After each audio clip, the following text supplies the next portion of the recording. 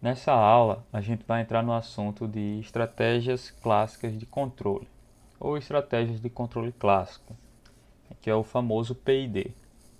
O PID ele é uma sigla que é uma abreviação de proporcional, integrativo ou integral e derivativo. Então a gente tem essas três ações de controle principais. A gente tem uma ação proporcional. Como é essa ação? O meu UDT, o meu esforço de controle, que eu vou atuar no sistema, vai ser um valor que vai ser proporcional ao meu sinal de erro. Então eu tenho um Kp que multiplica o sinal de erro. No caso integral, ele vai ser proporcional à integral do sinal do erro. Então proporcional à integral do erro, por isso se chama integral, né? E no caso do derivativo, o meu esforço de controle vai ser proporcional à derivada do erro.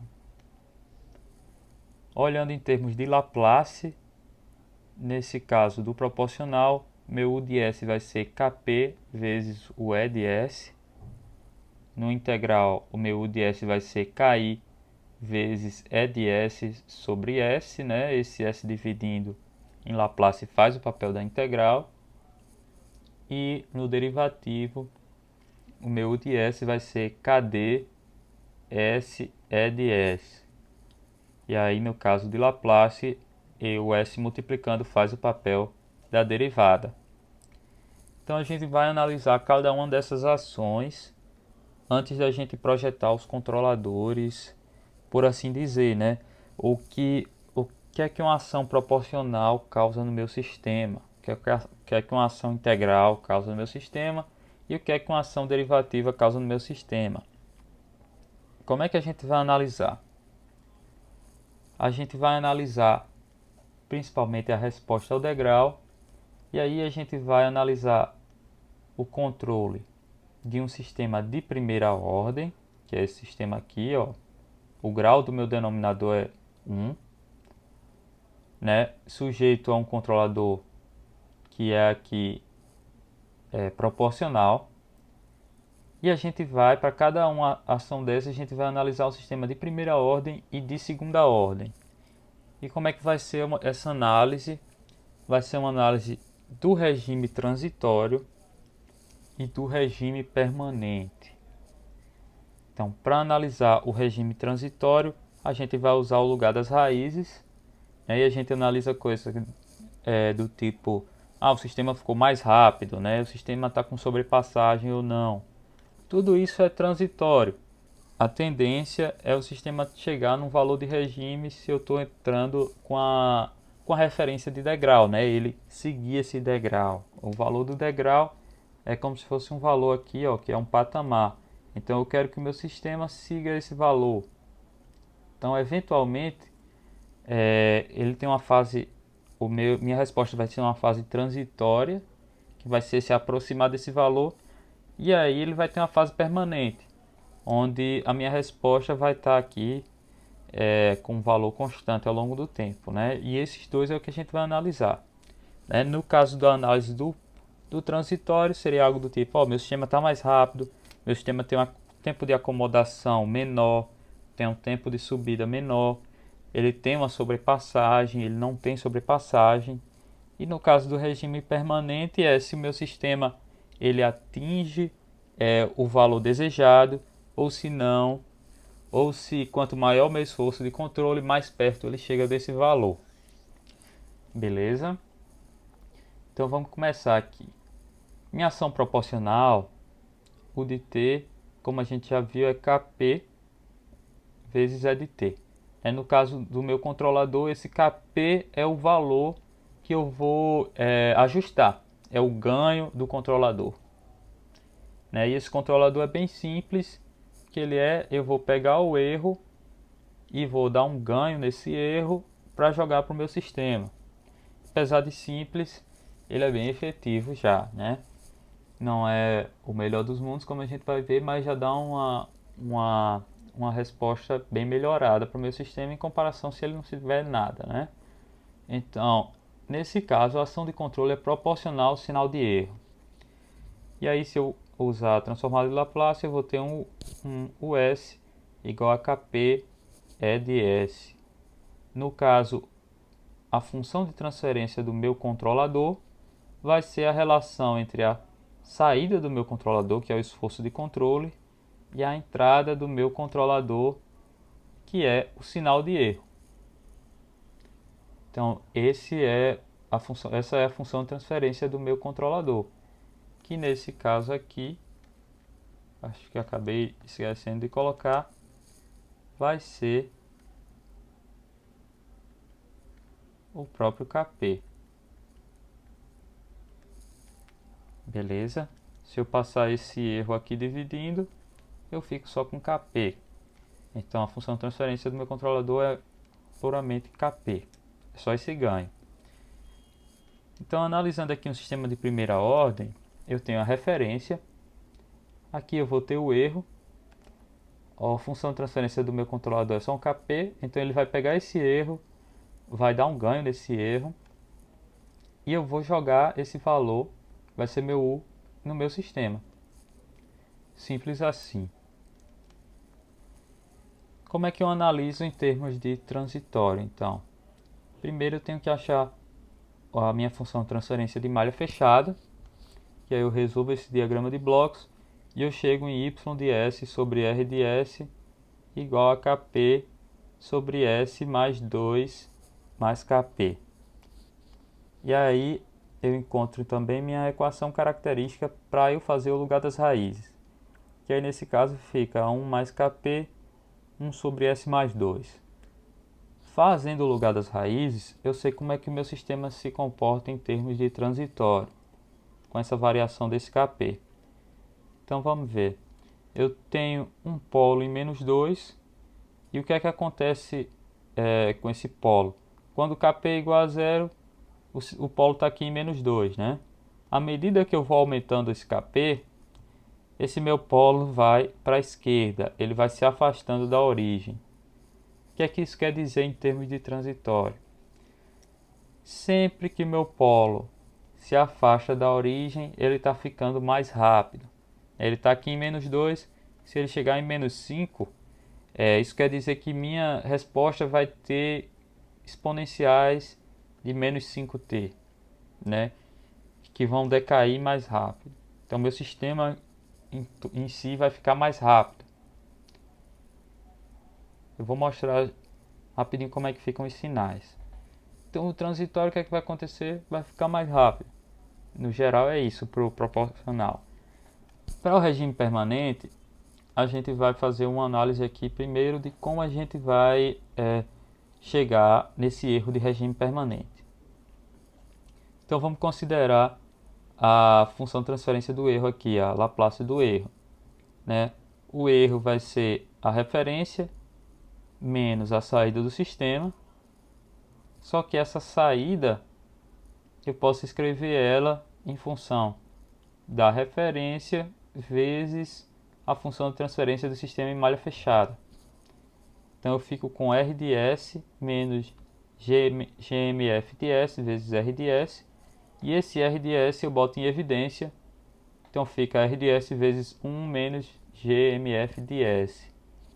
E aí, lá da parte de Laplace, vocês devem lembrar que a gente tem o teorema do valor final. E é esse teorema que eu vou aplicar aqui. Então, com o E de Laplace, eu consigo saber o E do tempo, de quando o tempo vai tender a infinito, né? O E, esse aqui, já é no domínio do tempo, não é mais no domínio de Laplace, como sendo o limite com S tendendo a zero de S vezes a minha variável aí no domínio de Laplace. Então, S vezes E de S. Eu substituo esse E de S por isso aqui, eu fico com o limite de S tendendo a zero de S, R de S, 1 menos GMF de S. Como eu estou analisando aqui a resposta ao degrau, esse R de S vai ser 1 sobre S. É um degrau unitário. Então, logo de cara, eu tenho S vezes 1 sobre S que se cancela. E eu fico com Meu erro tendendo a infinito, quando t tende a infinito, vai ser limite de S tendendo a zero de 1 menos GMF de S, que vai ser 1 menos GMF de zero, né? Ou GMF de S igual a zero. Então, como é que eu vou achar esse erro? Eu vou pegar meu GMF, onde tiver zero ou onde tiver S, eu substituo por zero, e o meu erro para t tendendo a infinito vai ser 1 menos GMF de zero. Outra forma de denominar esse erro não é um erro com infinito, é erro SS, porque é o erro de regime permanente. Esse SS é de steady state, que em inglês significa regime permanente.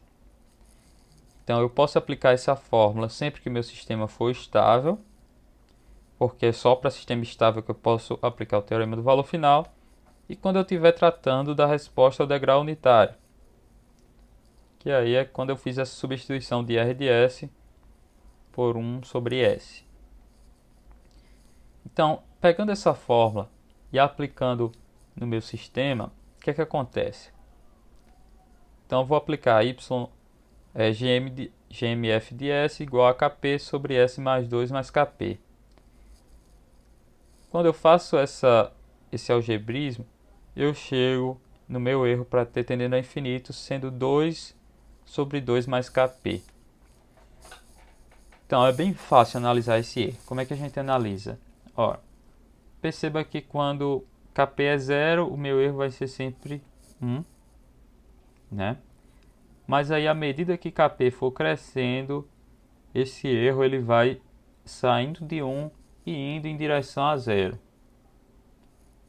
Porém, ele nunca chega a zero. Ele só vai chegar a zero se esse Kp estiver aí tendendo a infinito. Então, qual é a minha interpretação disso? Quanto maior o Kp, menor vai ser o erro, né? O Kp sobe, o erro desce, porém esse erro nunca chega a zero.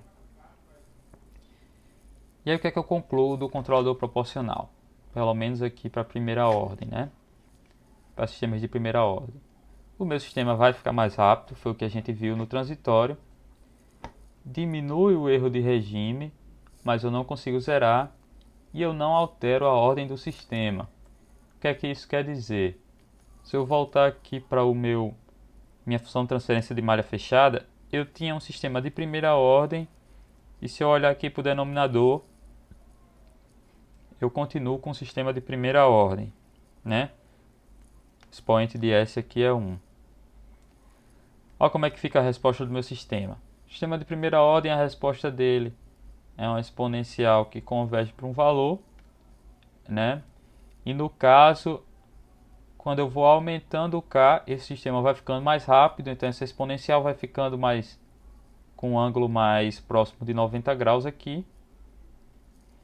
E o sistema, o erro vai diminuindo, né? Então, à medida que eu vou aumentando esse Kp, esse meu erro aqui vai diminuindo e minha resposta ela tende a chegar mais perto da minha referência. Vamos ver aqui como é que fica cada um dos sinais. Então, minha referência é um degrau unitário aqui, iniciando em zero. Então, eu tenho um valor final que eu quero chegar, que eu coloquei aqui como B. E qual é o meu erro? Ora, meu sistema ele começa em zero. Então, meu erro inicial é um valor de B, né? E à medida que minha resposta faz isso aqui, o meu erro ele vai descendo exponencialmente até se fixar num valor, né? Que é justamente aquele valor que a gente calculou. O meu sinal de controle ele é proporcional ao erro, né? Então ele vai ter a mesma curva do erro, porém os valores aqui, em vez de ser B, vai ser um Kp vezes B, em vez de ser um E tendendo a infinito, né? Infinito vai ser um Kp vezes esse E tendendo a infinito.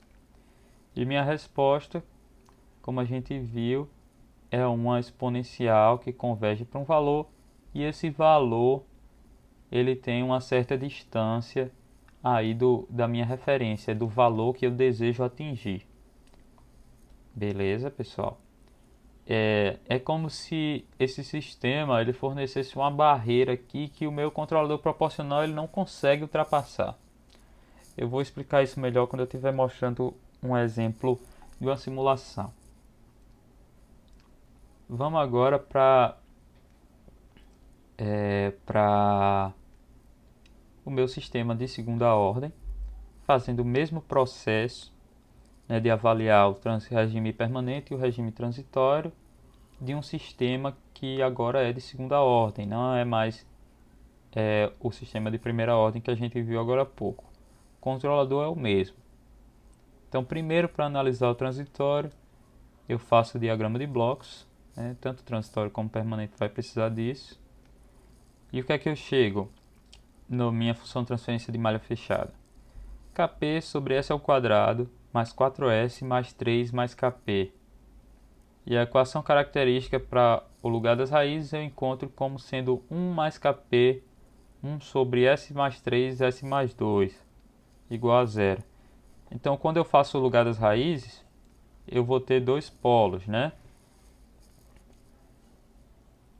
Na verdade, aqui seria 1 menos 2. Então, deixa eu consertar logo aqui.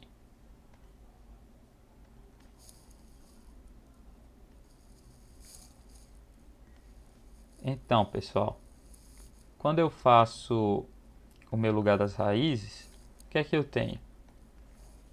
Eu tenho dois polos, um em menos 2 e outro em menos 3 aqui, das raízes do meu sistema. À medida que eu aumento K, o valor de Kp, esses dois polos eles tendem a se encontrar aqui nesse ponto de ramificação. Quando eles fazem esse movimento, o que é que acontece com o meu sistema? Ora, meu sistema ele é limitado pelo meu polo mais lento. Nesse caso, todos os casos, o polo mais lento ele é o que está mais próximo da origem. Nesse caso é o polo menos 2. Né? À medida que o Kp aumenta, esse polo ele vai andando para a esquerda, ele vai se distanciando da origem, né? Ao mesmo tempo que esse outro nunca passa dele e ocupa o lugar. Então, a distância da origem para o polo mais próximo da origem vai aumentando. Esse polo vai se caminhando para a esquerda.